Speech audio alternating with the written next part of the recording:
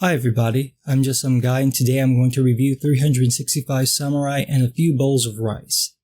So let me say that from beginning to end, 365 Samurai is a great old little book. And all I want to do is share this book with you, because it's a great old book. I had to get that little Anita Baker in there. So how I describe the awesomeness written and drawn by Jean-Philippe Kalonji? Well, let me think. It's kind of like the samurai version of John Wick. The story follows a swordsman named Ningen.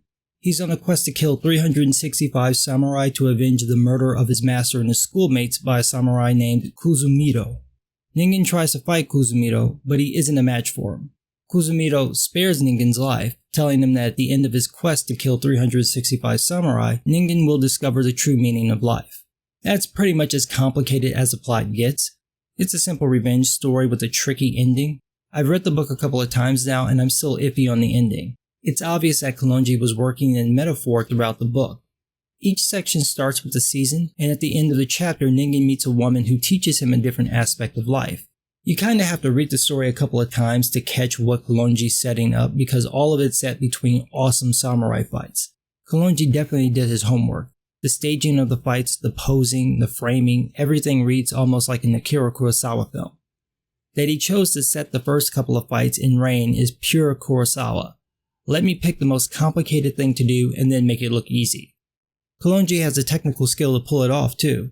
It looks like he inked the whole book with a brush pen, so to get the clean rain line drops that he gets is really impressive. I'd smudge the shit out that page. His art style is like a weird mix of Jeff Smith, Adam Warren, and 90s animation.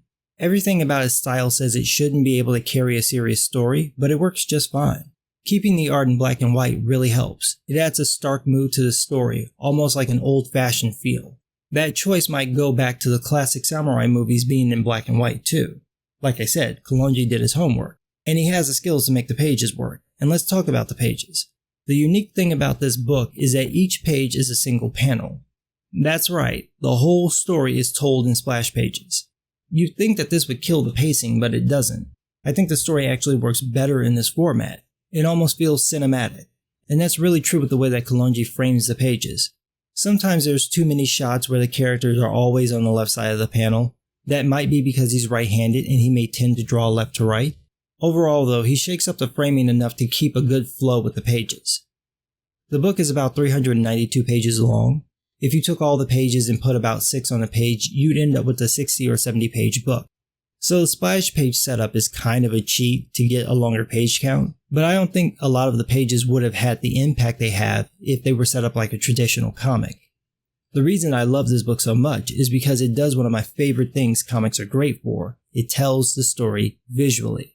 There's very little dialogue in the book, barely half a Chris Claremont page worth.